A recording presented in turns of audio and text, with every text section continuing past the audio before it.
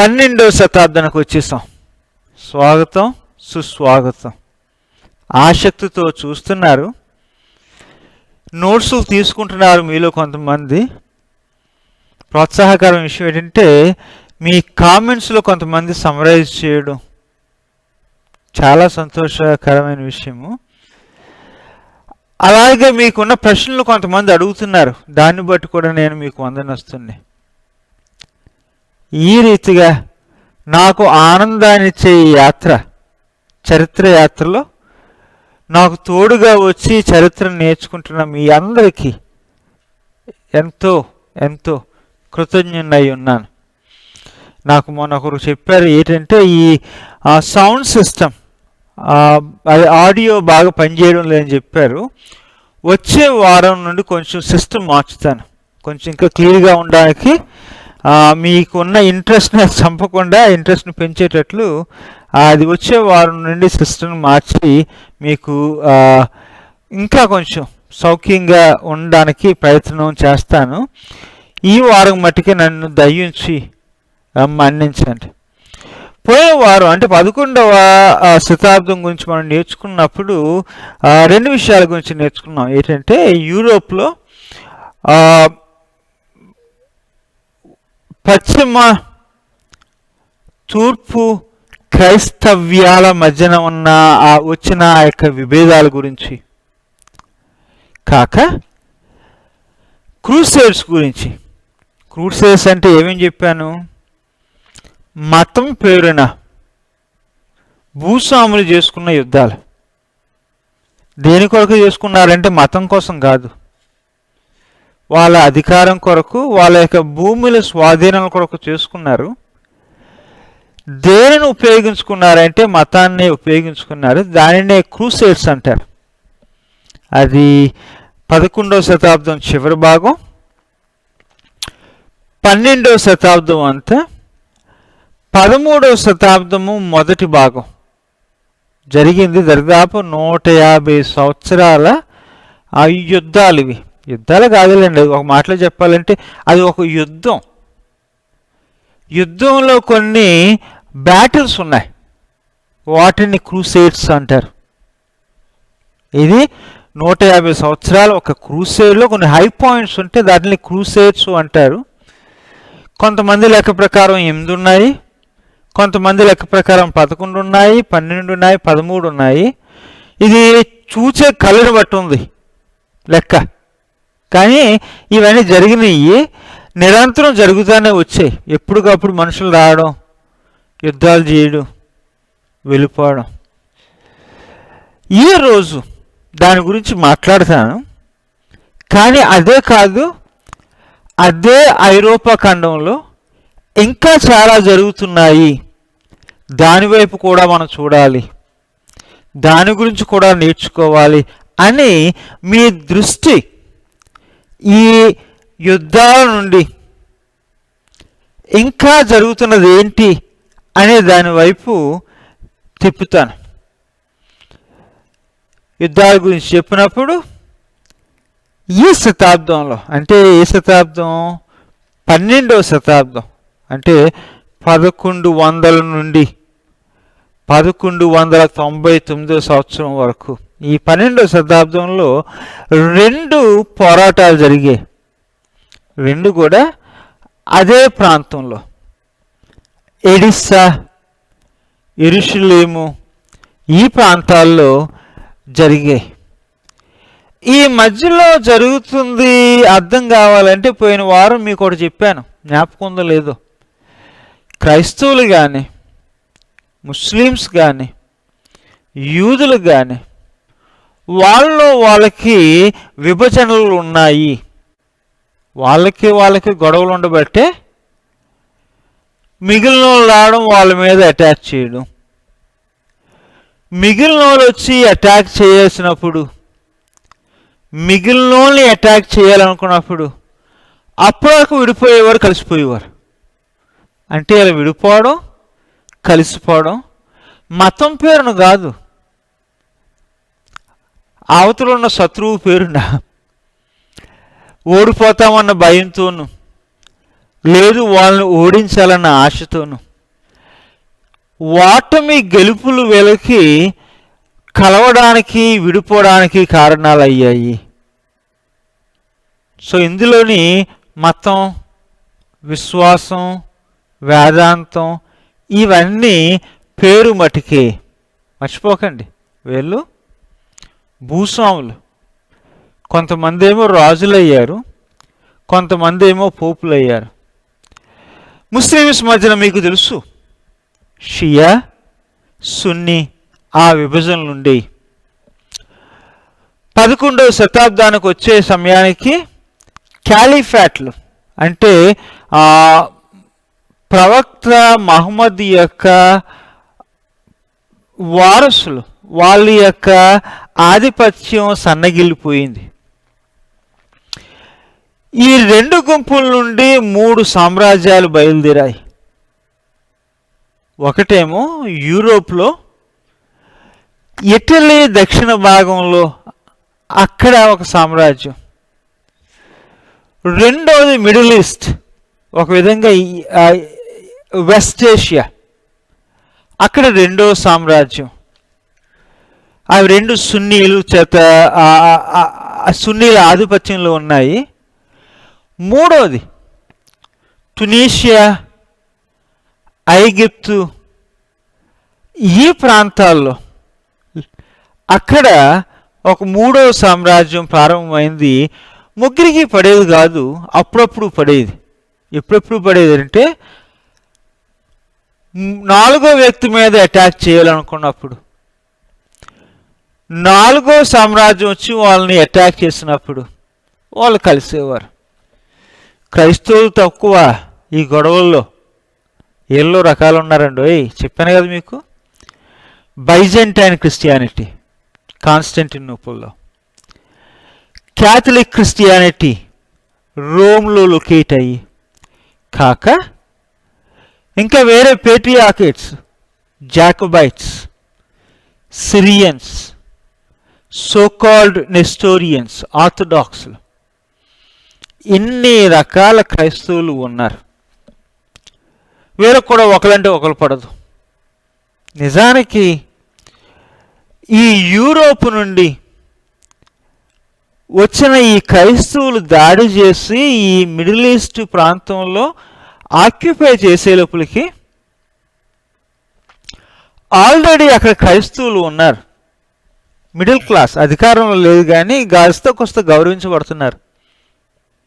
వైద్యులు, డాక్టర్లు ఉన్నారు, న్యాయవాదులు, లాయర్స్ ఉన్నారు, బ్యాంకర్స్ అంటే మార్వాడీల టైపు డబ్బులతో పనిచేసే వాళ్ళు ఉన్నారు, క్లర్జీ ఆ చర్చెస్లో పనిచేసే పాదిరులు ఉన్నారు, బిజినెస్ పీపుల్, ట్రేడర్స్ వాళ్ళు కూడా ఉన్నారు.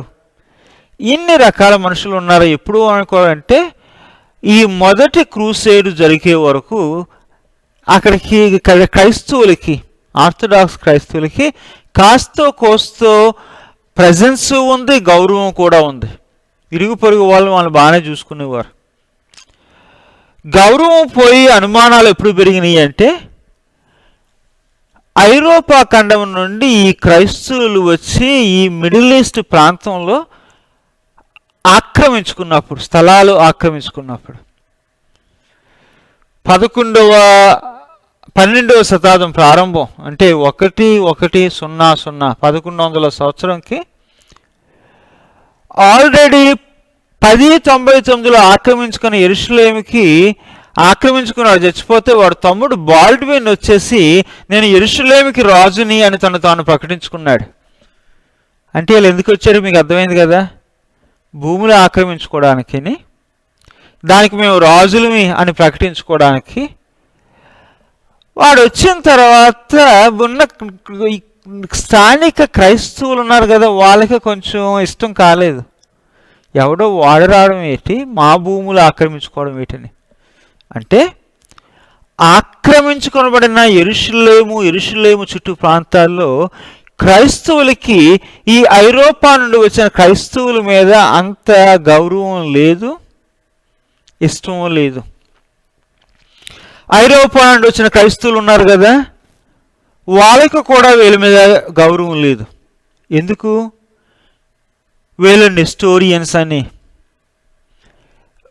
వీళ్ళు ఆర్థడాక్స్ నమ్మకాలు వీళ్ళకు ఉన్నాయని, వాళ్ళ లెక్కలో వీళ్ళ అబద్ధ ప్రవక్తలని, వీళ్ళకి ఏమి నమ్మాలో తెలియదు, ఎలాగ క్రైస్తవ్యాన్ని ఆచరించాలో తెలియదు, ఎలాగ దేవుణ్ణి ఆరాధించాలో తెలియదు అని చెప్పి యూరోప్ నుండి వచ్చిన ఈ క్రైస్తవ భూస్వాములు స్థానికంగా ఉన్న క్రైస్తవుల్ని తక్కువగా చూస్తున్నారు. సో ఏదైనా వీళ్ళ మీద తిరుగుబాటు జరిగితే దానికి సాయం ఎవరు వస్తారు? స్థానికంగా క్రైస్తవులు కూడా వస్తారు. ఇదేంటి యూరోప్ నుండి రావడం ఏంటి, మా ఊర్లో ఆధిపత్యం చేయడం ఏంటి అన్న బాధ వాళ్ళకే ఉంటుంది. సో ఇలాగా మతాలు ముక్కలైపోయినా ఆ మతం పేరు చెప్పే ఒకరినొకరు చంపుకుంటున్నారు, చంపేస్తున్నారు. ఈ బాల్డ్విన్ యెరూషలేముకి రాజు అయిన తర్వాత వచ్చిన వాళ్ళు వెళ్ళిపోయారు, కొంతమంది మిగిలిపోయారు. ఎందుకంటే మళ్ళా వచ్చి కింద నుండి అరేబియాలు వస్తారు, ఈజిప్ట్ నుండి, కానీ ఉత్తరా నుండి తురకలు వస్తారు, టర్క్స్ అంటారు, వాళ్ళు వస్తారు. వాళ్ళు వచ్చి మనల్ని మళ్ళీ తరిమి కొడితే ఏం చేయాలని చెప్పేసి కొంతమంది అక్కడే సెటిల్ అయిపోయారు. ఎలాగ మరి ఫ్రీగా వచ్చిన స్థలం కాదా, సెటిల్ అయ్యారు. ఇంకో రకం ఉన్నారు. ఇది యెరూషలేము అంటే పరిశుద్ధ స్థలం, పవిత్ర స్థలం, పుణ్యభూమి అనే నమ్మకం అప్పుడు ఉండేది, ఇప్పుడు మనకే ఉంది చాలామందికి. ఆ పుణ్యభూమిలో కొన్ని పుణ్యానికి పుణ్యం ఇచ్చేవి దొరుకుతాయని రెలిక్స్ కోసం అంటే ఏంటంటే, ఇదిగో ఆ యేసయ్య సిలువ చెక్క మొక్క దొరుకుతుంది, అదిగో ఆ పేతురు ఇక్కడ మంచినీళ్ళు తాగాడు, ఆ నీళ్ళు మనం తాగుదాము, అదిగో ఆ అపోస్తలుడు ఇక్కడ చనిపోయాడు, వాడి శరీరం ఇక్కడ ఉంది, వాడి వేలు దుమ్ము ఇక్కడ దొరికింది, వాడి యొక్క చొక్కా అంగీ ఎలాగ ఉంటుంది అక్కడ నాకు కావాలి, యేసయ్యకి అంగీ కట్టి దాన్ని ముక్కలు చేసుకుని పంచుకున్నారంటే ఆ చొక్కా నాకు, అది అంగీ నాకు దొరికింది అని మొదటి శతాబ్దానికి 2-3 శతాబ్దాలకి చెందిన ఆ యొక్క ఈ ఆర్టిఫెక్ట్స్ ఉంటాయి కదా, ఆర్టిఫెక్ట్స్ని వెతుక్కోవడానికి కొంతమంది వచ్చారు. వీళ్ళంతా ఏంటంటే పుణ్యం కొరకు వచ్చిన వాళ్ళు అనమాట, భక్తులు. ఈ పుణ్యభూమిలో నడిస్తే మా పుణ్యం వస్తుంది, ఇవన్నీ ఎదుక్కుందామని చెప్పేసి. మూడో రకం ఎవరంటే ఇలాంటి ఎదుకుని మరలా యూరోప్ వెళ్ళి అమ్ముకునే వాళ్ళు, వ్యాపారస్తులు. ఇక్కడ ఏం దొరికినా, రాయి దొరికినా పట్టుకెళ్ళిపోయి ఇది యేసయ్య సమాధి దగ్గర ఉన్న రాయ అని అమ్ముకునే రకాలు ఇక్కడ ఇప్పుడు లేదా మనకి తెలుగు రాష్ట్రాల్లో ఉన్నారు. నీళ్ళు తెచ్చేవాళ్ళు, నూనె తెచ్చేవాళ్ళు, ఖర్జూరాలు తెచ్చేవాళ్ళు, ఆలివులు తెచ్చేవాళ్ళు, వ్యాపారం ఉంది కదా, అది ఆ రోజుల్లో వాళ్ళు కూడా చేశారు. ఇలాంటి రకరకాల మనుషులు యూరోప్ నుండి రావడం, వాళ్ళకి స్థానికులకి పడకపోవడం, కావలసినటువంటి అప్పుడు దెబ్బతిన్న దాని మీద ఈ టర్క్స్, అరబ్స్ అప్పుడప్పుడు వీళ్ళ మీద తిరుగుబాటు చేసేవారు. వాళ్ళకి సాయి ఎవరు వచ్చేవారు? స్థానిక క్రైస్తవులు కూడా వచ్చేవారు, యూదులు కూడా వచ్చేవారు. సో యూదులకి ముస్లింలకి పడకపోతేనేమో క్రైస్తవులకి అవకాశం, వాళ్ళు వీళ్ళకి కలిస్తే వీళ్ళ కష్టం, అర్థమైంది కదా. అలాంటి సమయాల్లో రకరకాల మనుషులు ఏది యాత్రకు వచ్చేవారు, ఆయుధాలతో వచ్చేవారు. ఏంటంటే మనం పుణ్యభూమిని నిలబెట్టుకుందాము అని ఆర్మీస్ కొంతమంది వచ్చేవారు. పెద్దోళ్ళే కాదు, చిన్న చిన్న పిల్లలు కూడా వచ్చేసేవారండి. అందుకనే ఏమంటారంటే 4వ క్రూసేడ్ని చిన్నపిల్లల క్రూసేడ్ అంటారు. అంటే ఇంట్లోని అమ్మ బాబు ఏం చెప్పారంటే, అరే నీకు కాస్త కోస్త భవిష్యత్తు ఉండాలంటే ఆ పుణ్యభూమి వెళ్ళి యుద్ధం చేసేసి చెయ్యమని చెప్పేసి వాళ్ళు చిన్నప్పటి నుండే యుద్ధాలు నేర్పించారు. అది మతం పేరు చెప్పి, అది ఒక రకం. మూడో రకం ఏంటంటే వీళ్ళు ఈ న్యూస్లు వింటున్నప్పుడు కళ్ళు కళ్ళు వచ్చాయి వీళ్ళకి, ఆ కళ్ళ దర్శనాలు అనేవారు అని చెప్పేసి అక్కడికి మరలా వెళ్ళడం, యుద్ధాలు చేయడం. అలాగా రెండవ ఈ పోరాటం సెకండ్ క్రూసైడ్ 1144లో స్టార్ట్ అయింది. ఎందుకంటే ఈ టర్కులు వచ్చి ఎడెస్సాని ఆక్యుపై చేశారు. ఇక నెక్స్ట్ యెరూషలేముకి వస్తారు. ఆ టైంలో యూరోప్లో ఉన్న కొంతమంది కలిసి ఏం చేశారంటే పోపే పిలిచాడు. పోపు పిలిస్తే ఆ పోపు పిలిచిన దెబ్బతో కొంతమంది వచ్చి ఇక్కడ ఈ హోలీ ల్యాండ్లో యెరూషలేము దగ్గర మరలా పోరాటాన్ని జరిపిస్తారు. పోపు పిలిచారంటే మీకు ఒక మాట చెప్పాలి. యూరోప్లో నుండి భూస్వాములు వాళ్ళకు కూడా జాతి భావాలు ఉండి, నేను ఫ్రాన్స్ అని, నేను జర్మనీ అని, నేను ఆంగ్లో అని, వీళ్ళకి అంటూ వీళ్ళ జాతి భావాలు ఉండేవి. వీళ్ళకు కూడా ఆస్పిరేషన్స్, ఆశలు ఉండి నాకు కూడా భూమి కావాలని చెప్పేసి. ఇలాంటి వాళ్ళని కలిపి తీసుకురావాలంటే ఒక కామన్ ఫిగర్ కావాలి. వీళ్ళందరూ ఎవరు మాట వింటారంటే పోపు మాట వింటారు. పోపు కూడా మాట వినేవాడు కావాలి, భూములు కావాలి. అలా పిలిచారు. 1144లో వెళ్ళారు. దారిలో కనబడిన వాళ్ళని, యూదులని ఏంటి, ముస్లింలు ఏంటి, ఈ ఐరోపాలో ఉన్న భూస్వాములు క్రైస్తవులు చంపారు. అలాంటప్పుడు చస్తా ఊరుకోలేదు, వీళ్ళు కూడా వాళ్ళని చంపారు. అర్థమైంది కదా. ఇది దాడి అంటే రెండు వైపుల నుండి జరిగింది యుద్ధం అంటేనే. ఆ విషయం గమనించండి. మూడవది 12వ శతాబ్దం చివరిలో 1187లో మరలా జరిగింది. రెండవ దాంట్లో ఓడిపోయారు ఐరోపా నుండి వచ్చిన వాళ్ళు. వేలాది మంది వచ్చారు, చాలామంది ప్రాణాలు పోగొట్టుకున్నారు. మూడవ దాంట్లో పోపు పిలిచాడు. జర్మనీ నుండి ఫెడ్రిక్ అని, ఇంగ్లాండ్ నుండి రిచర్డ్ అని, ఫ్రాన్స్ నుండి ఫిలిప్ అని వచ్చారు. కొన్ని వేల మంది సైన్యాలతోనూ బానిసలతోనూ వచ్చారు. మూడోసారి ఓడిపోయారు. ఎందుకంటే అప్పుడు వరకు విడిపోయిన ఈ యొక్క తురకులు, అరబ్బులు కలిసి పోరాడడం నేర్చుకున్నారు. అది ఎక్కడి నుండో ప్రయాణం వచ్చిన, ఐరోపా నుండి ప్రయాణం వచ్చిన ఈ భూస్వాములకి కష్టమైంది వీళ్ళని ఓడించడం. మొదటిసారి ఈజీ, ఎందుకంటే ఈ ముస్లిమ్స్ విడిపోయారు కాబట్టి. ఈ రెండోసారి మూడోసారి ఖాళీ చేతులతో వెళ్ళిపోయారు. ఫెడ్రిక్ అయితే వాడి దారిలోనే మునిగిపోయాడు. ఇలాగ మునిగిపోయి ఖాళీగా తిరిగి వెళ్ళిపోయిన ఆ రోజుల్లోని గమనించండి, యూరోప్ హిస్టరీయే హిస్టరీ కాదు, అది యూరోప్ హిస్టరీ ప్రపంచ హిస్టరీలో ఒక హిస్టరీ, ఒక భాగము అంతే. ప్రపంచం పెద్దది. రెండు, ఒక యుద్ధంతో, ఒక పోరాటంతో ఒక మతాన్ని నిందించొద్దు, తీర్పు తీర్చొద్దు. ఎవరో యూరోప్లో ఉన్న కొంతమంది క్రైస్తవులు మిగిలిన క్రైస్తవుల మీద, ముస్లిమ్స్ మీద, యూదుల మీద దాడి చేసి చంపారు అంటే అది దానితో క్రైస్తవ్యాన్ని అంతటిని అనకూడదు. ఆ సేమ్ రూల్. ఎవరైనా ముస్లిమ్స్ కానీ హిందువులు కానీ ఎప్పుడో చరిత్రలో ఎక్కడో దాడి చేస్తే దానిని బట్టి ఇప్పుడు వాళ్ళకి ఆ యొక్క ట్యాగ్ ఇవ్వకూడదు, ఇదిగో ఈ మతం అంతా ఇంతే అని చెప్పేసి. సో యూదులకైనా, హిందువులకైనా, ముస్లింలకైనా, క్రైస్తవులకైనా గతంలో మతం పేరు చెప్పిన వాళ్ళు చేసిన ఆ యొక్క యుద్ధాలను బట్టి ఆ మతం మీద మనం తీర్పు తీర్చకూడదు.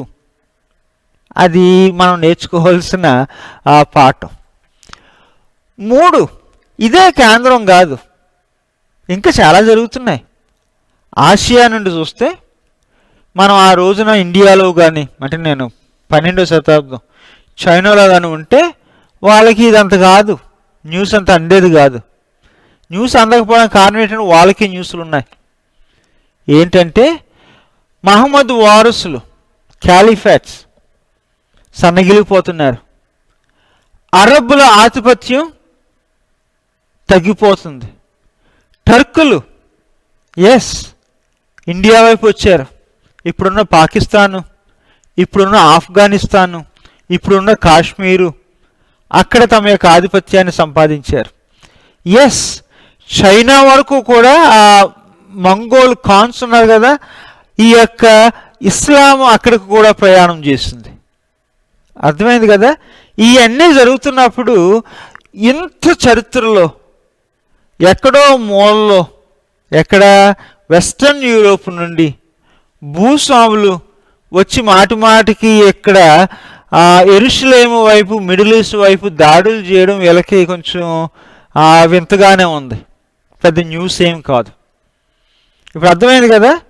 యూరోప్ నుండి హిస్టరీ చదివితే ఇదే హిస్టరీ, కొట్టుకోవడం తప్ప ఇంకేమీ కాదని. కానీ దానిని ఆసియా నుండి చూస్తే ఇంకా చాలా జరుగుతున్నాయి. ముందు క్రైస్తవులు కొట్టుకున్నారు, ముందు ముస్లిమ్స్ కొట్టుకున్నారు, ముందు ముస్లిమ్స్ క్రైస్తవులు కూడా కొట్టుకున్నారు. అలాంటి దాంట్లో ఇది 12వ శతాబ్దంలో మళ్ళా జరుగుతుంది అని ఇది ఆసియా నుండి చూసిన వాళ్ళు చూస్తారు. కానీ ఇంకా కొన్ని ఆత్మీయంగా జరుగుతున్నాయి యూరోప్లోనే. ఈరోజు ఐరోపాలోనే మళ్ళీ తీసుకెళ్తాను మిమ్మల్ని. కొన్ని పేర్లు చెప్తాను, ఆ పేరు మీరు జ్ఞాపకం చేసుకోండి. ఒకడు ఎవడంటే బెర్నార్డ్ ఆఫ్ క్లైర్వాక్స్. క్లైర్వాక్స్ నుండి వచ్చిన బెర్నార్డ్, ఫ్రాన్స్. అతడు ఒక సన్యాసి, ఒక మాంక్.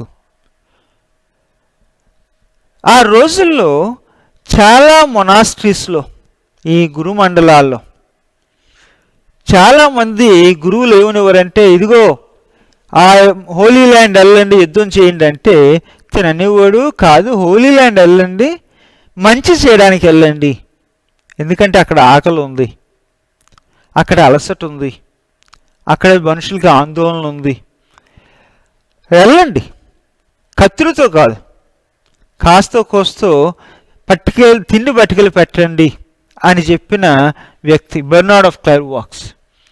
చిన్న వయసులోనే ఈ గురుమండలంలో జాయిన్ అయ్యాడు. జాయిన్ అయిన 3 సంవత్సరాలకి, అంటే 1111లో జాయిన్ అయ్యాడు. 1112 కావచ్చు, మనకి తిరిగి తెలియదు. 1115 కల్లా తనంతట తాను ఒక మొనాస్ట్రీ వేరే ఊర్లో స్టార్ట్ చేస్తాడు. దాని పేరే క్లైర్వాక్స్. క్లైర్వాక్స్ అంటే అర్థం ఏంటంటే ఇది వెలుగు లోయ. అంటే లోయ అనగానే మనం ఏమంటాము, చీకటి అంటాం. ఇది అంటాడు ఈ లోయలో వెలుగు కూడా ఉంటుంది. ఒక మాటలో చెప్పాలంటే అప్పుడు ఫ్రాన్స్లో ఉన్న పరిస్థితులు, వెస్టర్న్ యూరోప్లో ఉన్న పరిస్థితుల్ని ఒక మాటలో దానికి పేరు పెడతాడు. ఏంటంటే ఇది లోయే కానీ ఇందులో వెలుగు కూడా ఉంది అని చెప్పడానికి. సో మాటలో చెప్పాలంటే 12వ శతాబ్దము అంధకారమే, చీకటే, కానీ ఇలాంటి వెలుగులు ఉన్నాయి. ఒక వెలుగు ఏంటంటే ఆధ్యాత్మిక తపన, మిస్టిసిజం, లర్నింగ్. ఈ యొక్క మొనాస్ట్రీస్ ఉండే కదా ఈ గురుమండలాల దగ్గర, ఈ మఠాల దగ్గర అందరూ చదవాలని ఆశ, భాషలు నేర్చుకోవాలని ఆశ, వాక్యం నేర్చుకోవాలని ఆశ, ఆ తపన. తర్వాత భక్తిగా ఉండాలి, దేవుడితో సంబంధం కలిగి ఉండాలని ఇలాంటి తపనలు పుట్టిన కాలం ఇది. అంటే చీకటి ఉంది, వెలుగు ఉంది. సో క్లైర్వాక్స్ అనే ప్రాంతంలో తను స్టార్ట్ చేసి తనని ఏమంటారంటే మంచి ప్రీచర్. తన ప్రసంగం చేస్తే జనాలు అలా కూర్చొని వినేవారంటే, రాజులు పోపులు కూడా వినేవారు. తనకు ఇంకొకటి కూడా ఉందండి, ఎవరికన్నా గొడవలు వస్తే రాజకీయంగా కానీ గుళ్ళో కానీ ఆ గొడవలు తీర్చేవాడు. ఆ రోజుల్లోని పోపులకు పడతా ఎలక్షన్ అప్పుడు నీ ఎలక్షన్ ఇల్లీగల్ అని చెప్పేసి ఇంకో పోపు ఎలక్ట్ అయ్యేవాడు. అలాంటి సమయంలో పోపులకి గొడవలు వచ్చినప్పుడు, అంటే ఒక్కసారి 2 పోపులు ఉన్న సందర్భాలు ఉన్నాయి. ఎవరి దగ్గరికి వచ్చేవారంటే ఇలాంటి కొంచెం పెద్ద మనిషి ఉన్నాడు, వీడు మాట గౌరవించాలని చెప్పేసి బెర్నార్డ్ దగ్గరికి వచ్చేవారు. అలాగే ఇన్నోసెంట్ 2 అంటే అమాయకుడు కాదులేండి, వీడు తెలివైనవాడే, వాడి ఎలక్షన్ రద్దు చేయమని అపోజిషన్ క్యాండిడేట్ గొడవ పెట్టినప్పుడు బెర్నార్డ్ న్యాయం చెప్తాడు. ఇదిగో వాడు ఎలక్షన్ రైటే, వాడే పోపుగా ఉండాలని 1130లో చెప్తాడు. మంచి వక్త, చెప్పాను కదా, మంచి రచయిత. మన పరమగీతాల గురించి తన కామెంటరీ రాశాడు, ఒక మంచి పుస్తకం రాశాడు. ఇట్స్ అబౌట్ లవింగ్ గాడ్, దేవుని ప్రేమించడము అనే దాని గురించి ఒక పుస్తకం రాశాడు. అందులో ఏమంటాడంటే దేవుడు ప్రేమించబడడానికి అర్హుడు. రెండో పాయింట్ అంటే మనం అర్హులం కానప్పుడు దేవుడు ప్రేమించాడు, కాబట్టి మనం దేవుని ప్రేమించినప్పుడు దానికి అదుపు ఉండకూడదు, అంతం ఉండకూడదు అంటాడు. చక్కని మాటలు. అది నీకు దేవునికి మధ్యన సంబంధము ప్రేమతో కలిగిన సంబంధము. అంటే 18వ శతాబ్దం వరకు ఆ పైటిజము ఆగలేదు, కాస్త కోస్త దాని యొక్క బీజాలు 12వ శతాబ్దంలోనే బర్నార్డ్తో స్టార్ట్ అయిపోయినాయి. తన యొక్క వేదాంతం అంటే తను కూర్చుని పుస్తకాలు చదివేవాడు, చాలా తెలివైనాడు, కానీ ఉట్టి చదివి తర్కంతోనే పని జరగదు, వేదాంతకి భక్తి ఉండాలి అని చెప్పి తన యొక్క వర్షన్ యొక్క వేదాంతం తను చెప్పాడు. తన సమయంలోనే దరిదాపు 343 మఠాలు కట్టాడు. అంటే మంచి అడ్మినిస్ట్రేటర్ కూడా. ఏమంటాడంటే వేదాంతం అవసరం, వేదాంతం కావాలంటే దేవుని వాక్యం దగ్గరికి వెళ్ళాలి, ఆరాధనలో సమయం గడపాలి, ఆరాధన చేయని వాళ్ళు వేదాంతం చెప్పలేరని. 3 ఏంటంటే ధ్యానంలో గడపాలి, దేవునితో గడపాలి అని చెప్పేసి బర్నార్డ్ చెప్పాడు. అలా చేయాలా చేయకూడదా నేను దాని గురించి ఏ రీతిగా తీర్పిస్తలేదు, తను ఏం చెప్పాడో అదే చెప్తున్నా. అదే సమయంలో అదే వయసు కలిగిన ఒక స్త్రీ హిల్డాగార్డ్, ముందు బెర్నార్డ్ గురించి చెప్పాను, ఇప్పుడు హిల్డాగార్డ్ గురించి చెప్తున్నాను. ఈమె బెంగన్ అంటే జర్మనీ దేశానికి చెందింది. చిన్నప్పుడే ఒక మఠానికి పంపించేశారు. ఆ రోజుల్లోని కాస్తో కోస్తో పైసలున్న ఆస్తులున్న నోబుల్స్ కానీ, రాజకుటుంబాలకు చెందిన వాళ్ళు కానీ, భూస్వాములు కానీ పిల్లలకి చదువు రావాలంటే అప్పుడు మఠాలకు పంపించేవారు. ఎవరో ఒకరి దగ్గర గురువు దగ్గర కూర్చుంటే మీ దగ్గర చదువు వస్తుందని చెప్పేసి. అలాగే హిల్డాగార్డ్ని జుత్తా అనే ఒక స్త్రీ దగ్గరికి పంపిస్తే పెద్ద వయసు తేడా లేదు కానీ కొంచెం చిన్నది, కానీ తన దగ్గర ఆ పని ఈ పని నేర్చుకుని అలాగే సాయం చేసి విద్య నేర్చుకుంది. లాటిన్ భాషలో బైబిల్ చదవడం నేర్చుకుంది. ఎంత పెద్ద స్థితికి వచ్చిందంటే 1136లో, అంటే తనకి వయసు 38 సంవత్సరాల వయసులోనే ఆ మఠానికి మఠాధిపతి అయిపోయింది. తన గురించి ఏమంటారంటే మఠాధిపతి కాదు, మంచి రచయిత, మంచి మంచి కీర్తనలు రాసింది, ప్రసంగాలు చేసేది, నాటకాలు రాసేది, మనుషులకు సలహాలు ఇచ్చేది. పోపులు, సామ్రాజ్యాధిపతులు అమ్మా హిల్డాగార్డ్ మాకు ఈ విషయం అర్థం కావట్లేదంటే అర్థాలు చెప్పేది. గమనించండి, 12వ శతాబ్దంలో ఒక స్త్రీ పోపులకి సామ్రాజ్యాధిపతికి ఆత్మీయంగా ఒక గైడ్గా ఉండేది. అప్పుడప్పుడు ప్రశ్నలు వచ్చాయి, స్త్రీ చేయొచ్చా ఇదని చెప్పేసి. ఆ ప్రశ్నలు వాళ్ళకి తెలుసు. అంటే స్త్రీల మఠాలు ఉండేవి, పురుషుల మఠాలు ఉండేవి, కానీ స్త్రీలు డాక్టర్లు కాలేరు, నిపుణులు కాలేదని లెక్క, స్త్రీలు డైరెక్టర్లు కాలేరు అని లెక్క. ఆ రోజుల్లోని అంటే డైరెక్టర్లు అంటే ఆత్మీయంగా పెద్దోళ్ళకి డైరెక్షన్ ఇచ్చేవాళ్ళు అనమాట, కాలేరు. అందుకని చెప్పి బెర్నార్డ్కి ఉత్తరం రాస్తుంది, అయ్యా నేను ఒక డాక్టర్గా నా యొక్క వేదాంతం నా యొక్క భక్తి సరైందా కాదా మీరు మాట చెప్పండి, మీరు ఆ మాట చెప్తే నాకు గుర్తింపు ఉంటుంది, గౌరవం ఉంటుంది. అంటే తనకి ఎలాగ గుర్తింపు పొందాలో గౌరవం పొందాలో ఆ రోజుల యొక్క విలువను బట్టి తెచ్చుకుంది. అదే సంవత్సరంలో ఏం జరిగిందంటే బెర్నార్డ్ యొక్క మఠంలో నుండి ఒక వ్యక్తి పోపు అయ్యాడు. ఆ పోపు మరుసటి సంవత్సరంలో ఏం చేస్తారంటే, పోపే కదా మరి అక్నాలెడ్జ్ చేయాలి, గుర్తించాలి, అందుకు ఒక టీమును పంపించి అమ్మగారి దగ్గరికి వెళ్ళి ఏం చెప్తుందో చూడండి, ఆమె దర్శనాలు ఏంటి, ఆమె వాక్యాలు ఏంటి, ఆమె ఏమి రాస్తుందో అంటే వాళ్ళు వెళ్తారు.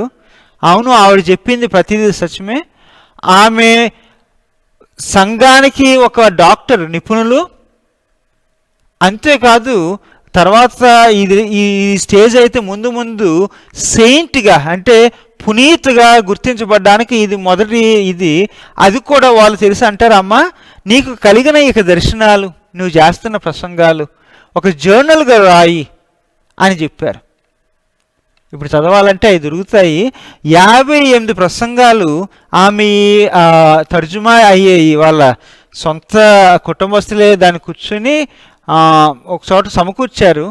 అవి తర్జుమా అయిని మంచి ప్రసంగికురాలు బెర్నార్డు, హిల్డర్గార్డ్ మగోడు, ఒక ఆడది. ఇంకొకరు ఎలిజబెత్ ఆల్రెడ్ రివాల్క్స్ అని, రివాల్క్స్ నుండి వచ్చిన ఆల్రెడ్. తను కూడా అదే సమకాలికుడు. తను కూడా చాలా రాశాడు. ఇవన్నీ ఎందుకు చెప్తున్నానంటే ఈ యూరోప్లో జరుగుతున్న ఈ యొక్క యుద్ధాల కాంక్ష సమయంలో ఆధ్యాత్మిక తపన కూడా ఉండేది. స్త్రీలు పురుషులు మఠాల్లో భక్తి చేసేవారు, భక్తి నేర్చుకునేవారు, భక్తి నేర్పించేవారు, వాక్యాలు నేర్చుకునేవారు, చరిత్రలు నేర్చుకునేవారు, దర్శనాలు చూసేవారు, ప్రసంగాలు చేసేవారు, వాటి గురించి రాసేవారు. సో జ్ఞానానికి భక్తికి అక్కడ ఆ చిన్న చిన్న మఠాలు వెలుగుగా వచ్చాయి. ఆ మఠాల్లోండి అంటే వేరే రకాల మఠాలు ఉన్నాయి, అందులో నుండేమో యుద్ధం చేయడానికి కొంతమంది వెళ్తే, కొన్ని మఠాల నుండేమో మేము భక్తి చేస్తాము అని కొంతమంది భక్తులు బయలుదేరారు. పారవస్యంలోకి వెళ్ళడం, మంచిని సమాజానికి నేర్పించడం. మొనాస్ట్రీస్ జ్ఞానానికి భక్తికి మూలమైనవి. రకరకాల వేదాంతాలు, కొంతమంది ఏమో ఆధ్యాత్మికమైన రౌట్లో వెళ్తే, కొంతమంది ఏమో పుస్తకాలు చదివి వేదాంతులు అయ్యారు. ఆడోళ్ళు మగోళ్ళు జర్నల్స్ రాశారు, ప్రసంగాలు చేశారు. ప్రతి ఒక్కరూ దేవుని యొక్క ప్రసన్నతను వాళ్ళ పద్ధతుల్లో అనుభవించారు. అది 12వ శతాబ్దంలో మనకి కనబడే వెలుగులు చీకట్లు. 13వ శతాబ్దం ఇంకా ఆసక్తికరంగా ఉంటుంది. మీకు తెలిసిన పేర్లు కొన్ని చెప్తాను. అప్పుడు వరకు సెలవు. ఉంటాను మరి.